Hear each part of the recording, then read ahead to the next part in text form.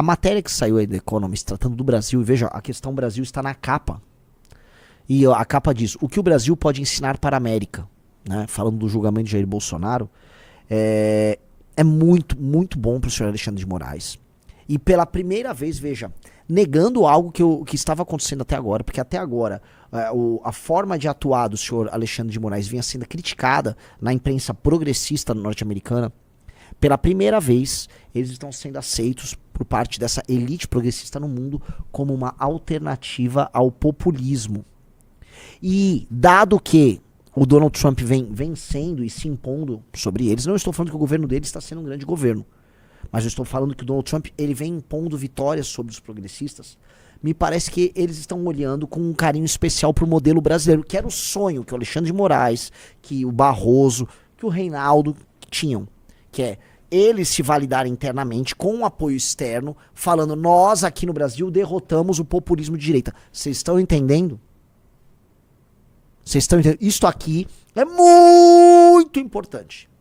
Muito, muito importante. O Corte Terceiro falou, você pode minerar cacetânio? Eu falei ontem sobre o mineral cacetânio, uma das terras raras que tem no Brasil, tá? E o cacetânio interessa para muitas potências. Se você, quando a gente bater 7 Valete Plus, por favor, vão assinando, eu vou explicar a importância do cacetânio. Vamos ler a matéria? Temos aí ela traduzida? Temos uma versão, cadê o link? Aqui. Versão do Chat GPT. Vamos lá. O grande Luiz fazer para nós. Sim. Vamos lá. Pera, cadê? Aqui. Vamos lá. O Brasil oferece aos Estados Unidos uma lição de maturidade democrática. Pera, rapidinho, deixa eu só dar uma última tapinha aqui. Aí, vai. Vamos lá. Imagine um país... assim, é complicado ler a matéria toda. Eu vou precisar que, enquanto eu leia, Riso, você procure ali a parte que fala do Alexandre de Moraes, especialmente a parte do Muay Thai. Né? Imagine um país em que o presidente polarizador perdeu sua tentativa de reeleição e se recusou a aceitar o resultado. Ele declarou que a eleição foi fraudada e usou as redes sociais para instar seus apoiadores a se levantarem. Eles atenderam ao chamado em milhares, atacando prédios do governo. Então a insurreição fracassou, o ex-presidente enfrentou uma investigação criminal e os promotores o levaram ao julgamento por tramar um golpe. Isso soa como uma fantasia de esquerda americana, mas na outra grande democracia do hemisfério é realidade. Eles estão falando naturalmente que você tem quase um espelho, porque nos Estados Unidos realmente o Trump conclamou as pessoas que foram invadir o Capitólio. E é real. Você tem, né, em 2021 a turma do Trump fez isso e em 2023 a turma do Bolsonaro fez. Tá? A diferença é que o Bolsonaro não conclamou a turma do 8 de janeiro a cometer esses atos. Tá? O Bolsonaro, na verdade, ele falava indiretamente para ir para frente do quartel. É por isso que eu, Renan, eu preciso fazer esse parênteses, eu, Renan, não acho que a questão do 8 de janeiro dê para amarrar o Bolsonaro. Eu não acho, tá? No dia, isso soa como uma fantasia da esquerda americana, mas a outra grande democracia deve ser a realidade. No dia 2 de setembro terá início no Supremo Tribunal Federal o julgamento de Jair Bolsonaro, presidente do Brasil, e o Trump dos trópicos.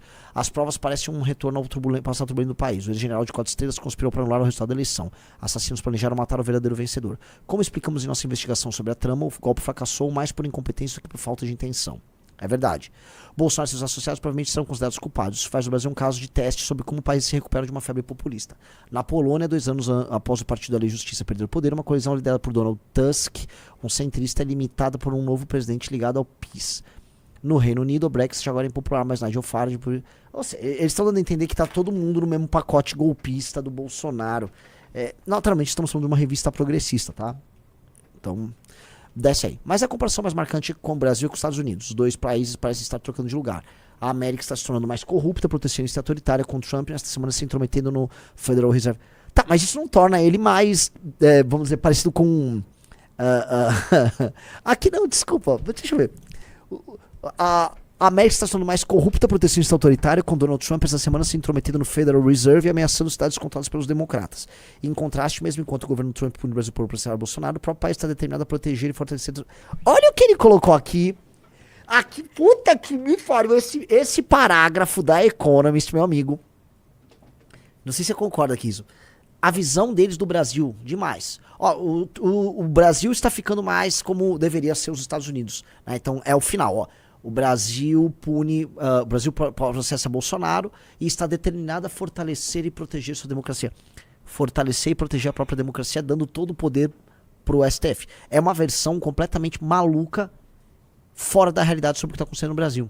Eles não estão falando da juristocracia que está se firmando aqui. tá? E ao mesmo tempo eles dizem que os Estados Unidos está ficando igual ao Brasil, porque os Estados Unidos está ficando, sobe ali, mais corrupto, protecionista e autoritário, o que é verdade. Eles não estão mentindo. Os Estados Unidos, nesse governo Trump, ele está se brasilificando. E uma das coisas que até nosso time vive falando, acho que é bastante importante vocês levantarem. O Trump é profundamente patrimonialista. Ele é o mais patrimonialista dos presidentes americanos. O presidente Trump é intervencionista, patrimonialista, tudo gira ao redor dele. O Trump, tudo, né? Você já viu? Até as empresas dele é tipo Trump Tower, Steak Trump, tome um vinho Trump, compre as botas Trump. Os Bolsonaro também estavam igual, mas porque o Trump já era um empresário antes. O Trump é um patrimonialista. O centro do lobby americano é em Mar-a-Lago, que é o condomínio que ele tem lá na Flórida. E, cara, ele está transformando os Estados Unidos à sua própria forma e semelhança. E ao fazer isso, né, ele submete o público ao privado, portanto ele é patrimonialista, né? Não se esqueçam disso. O Trump é muito parecido com um populista latino-americano, tá? Mas vamos lá, desce. Uma das razões pelo qual o Brasil promete ser diferente dos outros países é que a memória da ditadura ainda está fresca. A democracia foi restaurada em 88. Blá, blá, blá, blá. Beleza, puxaram o saco aí, da 88. Além disso, a maioria dos brasileiros enxerga com clareza o que Bolsonaro fez. A maioria acredita que ele tentou dar um golpe para se manter no poder. Cara, olha só, isso é bem relativo. A matéria do Economist é bem relativa. As pessoas simplesmente não entendem o que aconteceu e não dão o devido valor. A The Economist acha que os brasileiros, né? Então, tem uma memória. Os brasileiros odeiam a política. Os brasileiros acham os símbolos da nossa democracia uma vergonha. Vamos falar símbolos de um regime democrático. Seria, vamos dizer, os três poderes. Você acha que algum brasileiro ficou triste que invadiram os palácios dos três poderes? Ninguém ficou triste. Todo mundo odeia os poderes no Brasil, porque todo mundo vê o Brasil como o regime brasileiro como um regime usurpador. Todo mundo enxerga aquilo como um mal-estar tremendo e acha aquilo legítimo. Essas instituições não contam com confiança. Qualquer ranking de confiabilidade institucional no Brasil coloca, sei lá, bombeiros em primeiro e vai colocar lá embaixo o Congresso Nacional, porque ninguém confia no Congresso Nacional ou na Presidência da República e também não confia no STF. Isso aí, né? Os brasileiros enxergam com clareza. Não tem clareza. Não tem clareza dos seguidores do Bolsonaro que sequer acham que foi um golpe. A massa dos brasileiros que não se incomodaram com o que aconteceu. E essa é a real, ninguém se incomodou. Tanto que quando foram celebrar nos anos seguintes, a vitória da democracia, naquelas manifestações ridículas que o Lula convocou, você vai lembrar, Riso? Pai, o 8 de janeiro, ninguém foi. Faltou povo. Ninguém foi participar dos atos em defesa, em comemoração da democracia. Ninguém, porque ninguém liga. Tá cagando. Ninguém liga. A maioria acredita que ele tentou dar um golpe para se manter no poder. Governadores conservadores que disputam com o presidente as chances da população precisam de votos dos apoiadores de Bolsonaro para vencer. Mas até eles criticam o estilo político desse presidente. Este reconhecimento abriu espaço para a possibilidade de reformas. Como explicamos em nossa reportagem, a maioria dos políticos brasileiros, tanto da esquerda quanto da direita, quer deixar para trás a loucura bolsonarista e sua polarização radical. Dos grandes empresários de São Paulo aos caciques políticos de Brasília, há um surpreendente consenso em torno de uma agenda difícil, mas urgente, de mudança institucional. Que? Cara, isso é papo furado! Bé, bé, bé, bé, bé. Alerta bullshitagem. Os caras achando, Riso, que assim, né, os grandes nomes institucionais do Brasil estão. Não, tá todo mundo pensando em reformas para mudar o Brasil, grandes discussões, tudo paia. Paradoxalmente, é uma tarefa central conter o STF, apesar de seu papel como guardião da democracia. Como árbitro de uma Constituição que chega a 65 mil palavras, o Tribunal supervisiona uma infinidade de regras, direitos e obrigações que vão da política tributária à cultura e esportes. Grupos como sindicatos e partidos políticos podem acionar o Tribunal diretamente. Às vezes, os próprios ministros iniciam os processos, incluindo um inquérito sobre ameaças online, algumas delas dirigidas ao próprio Tribunal, o que o torna vítima, acusador e juiz ao mesmo tempo. Olha aí, vamos ver como é que avança o senso crítico. Para lidar com uma carga de blá blá blá, a maioria das decisões é tomada por ministros individualmente. Há amplo reconhecimento de que juízes não eleitos com tanto poder podem correr a política, assim como salvá-la de golpes. Os próprios ministros reconhecem a necessidade de mudança. Que ministro? A não ser que seja, sei lá, o André Mendonça? Qual outro reconhece? Reformar o tribunal será difícil, mas seu poder é apenas parte da bagagem constitucional que o Brasil carrega. O país também sofre de uma crônica incontinência fiscal, em particular isenções tributárias fora de controle e aumento sobre... Beleza, está certo. Vai, desce. Em teoria, isso aponta para um caminho a seguir. Bolsonaro deve ser julgado por seus crimes e punido se for considerado culpado. No próximo ano, a eleição deveria girar em torno das reformas mais amplas. Na prática, nada disso será fácil. Um dos obstáculos é Trump. Ele acusou o Supremo Tribunal Federal de caça às bruxas contra seu amigo Bolsonaro, vamos botar aí. Contra seu amigo, aí no início de agosto, impôs tarifa de 50% sobre produtos brasileiros. O governo americano também aplicou sanções Magnitsky Alexandre de Moraes, o juiz que lidera o caso contra Bolsonaro. Outros funcionários políticos devem ser alvo em seguida. Isso remete a uma era feia e ultrapassada em que os Estados Unidos habitualmente desestabilizavam países latino-americanos. É um bom ponto, tá? Vamos fazer um questionamento aí. Vocês acham que os Estados Unidos... Digite 1 se você acha que os Estados Unidos querem desestabilizar o Brasil. Ou digite 2 se você acha que os Estados Unidos têm um interesse legítimo em ajudar a democracia brasileira.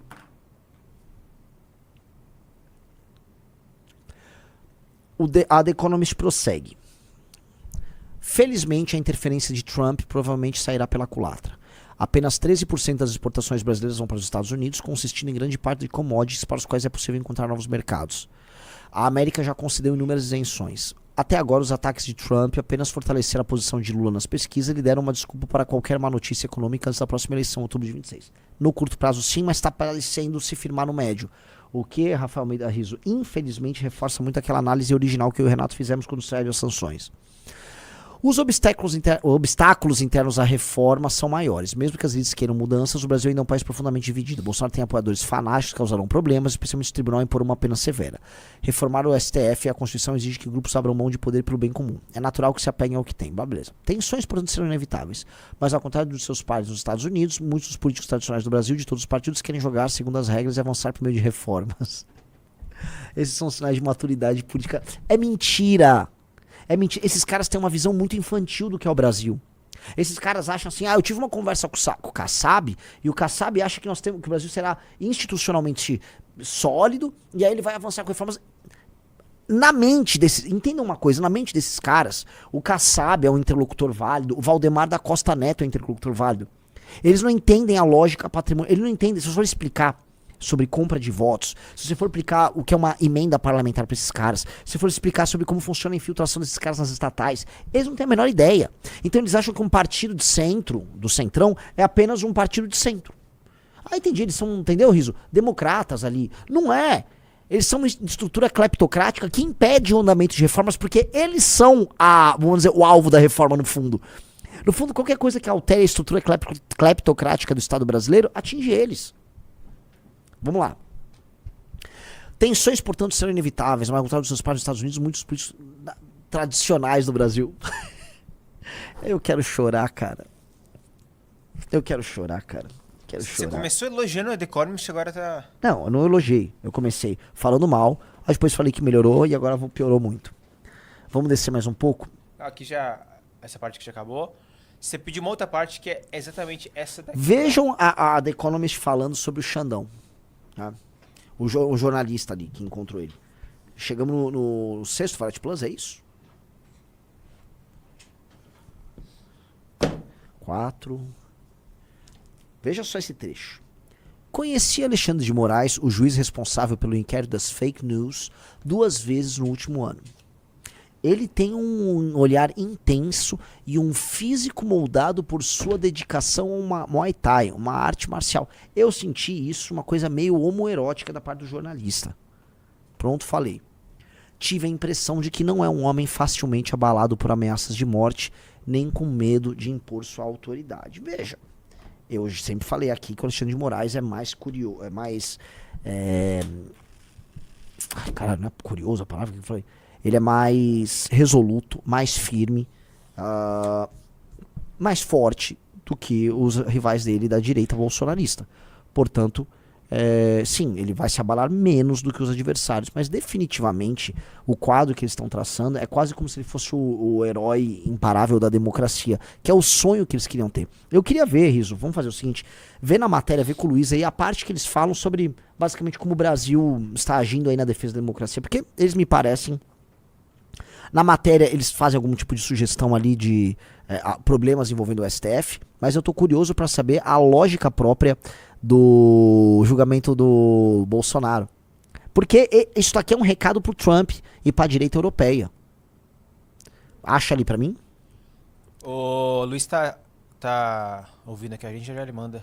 Só pra te corrigir, é uma moça que fez essa parte do texto, tá? Xandão. O homem é brabo, hein? Moça se derreteu ali por completo ali pelo meu ex-professor, né? Xandão. Rapaz. Um cara mandou, sai às ruas, ele vai mostrar sua masculinidade. O lance é o seguinte, cara. O Xandão meio que. Não é que ele caga. Ele não vai se colocar numa posição de inferioridade ali. Mas ninguém vai. Sabe, difícil alguém querer se intrometer com o ministro do STF hoje em dia. Tá? Alexandre Glandi. Vamos lá. Prosseguindo aqui. Vamos ver, problemas com a corte. Vamos lá. 3 áreas cruciais precisam de reformas: o Congresso, a economia e especialmente a Suprema Corte. Diferentemente das suas contrapartes em qualquer outro lugar, a Corte combina 3 funções. A Corte brasileira combina 3 funções. Ela é a Câmara de última instância para apelações. Ela toca todas as matérias relacionadas à Constituição e ela, vamos dizer, atua em casos criminais contra políticos. Por causa dos escândalos da última década, ela se tornou muito famosa, muito visível em termos políticos. Depois que o massivo esquema de corrupção foi descoberto em 2014, a famosa Operação Lava Jato, a Corte enviou dezenas de políticos, incluindo Lula, para a cadeia. Agora ela está lidando com o senhor Bolsonaro. Muitos brasileiros de todos os lados políticos começaram a acreditar que a Corte está se metendo muito em termos políticos. Ela tem esses poderes pouco usuais por conta da Constituição de 88. Uma das maiores, em termos de tamanho mesmo, de tamanho de Constituição, ela foi escrita sob a sombra de 2 décadas de ditadura militar e procura evitar que homens com armas fiquem tirando o direito das pessoas por aí. Ela faz isso dando aos brasileiros um número muito grande de direitos e um governo, um grande pacote de obrigações. Na maior parte dos países, casos que chegam ao topo da Suprema Corte, os casos chegam à Suprema Corte only after filtering up from lower bodies. Eu não sei descrever exatamente o que eles estão querendo dizer com esse termo. Mas no Brasil a Constituição permite que o presidente, governadores, Bar Association, sindicatos e partidos políticos entrem com ações diretamente na Suprema Corte. Isso criou vamos dizer, uma sobrecarga. Foram discutidas mais de 14 mil regulamentações no último ano. Ou ações, não sei exatamente, 114 mil. Para lidar com isso, aos juízes são permitidos tomar decisões unilaterais, são as famosas decisões monocráticas. Isso tornou os juízes individuais em estrelas. A corte tem até a sua própria conta de TikTok e decisões em live stream no YouTube.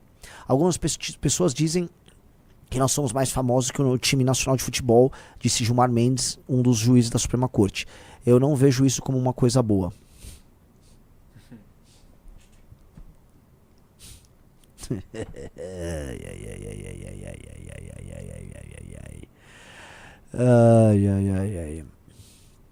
Como um resultado da corte, não, do legislativo, como resultado, a corte, não legislativo, decide todas as coisas que realmente importam no país, em termos éticos, econômicos e políticos, diz o senhor Barroso. Há prós e contras em ter uma corte tão poderosa, ele nota. Mas em um país em que há a tradição de golpe de Estado desde o começo da República em 89, abre aspas para o Barroso, nós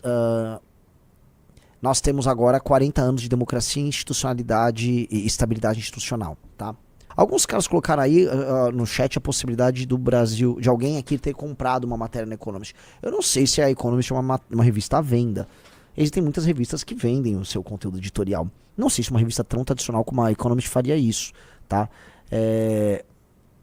Mas, né? Essa é o Luiz separou a parte mais importante, tá? O julgamento de Jair Bolsonaro mostra ao Brasil um caminho para sair da polarização e da estagnação. Como é que é?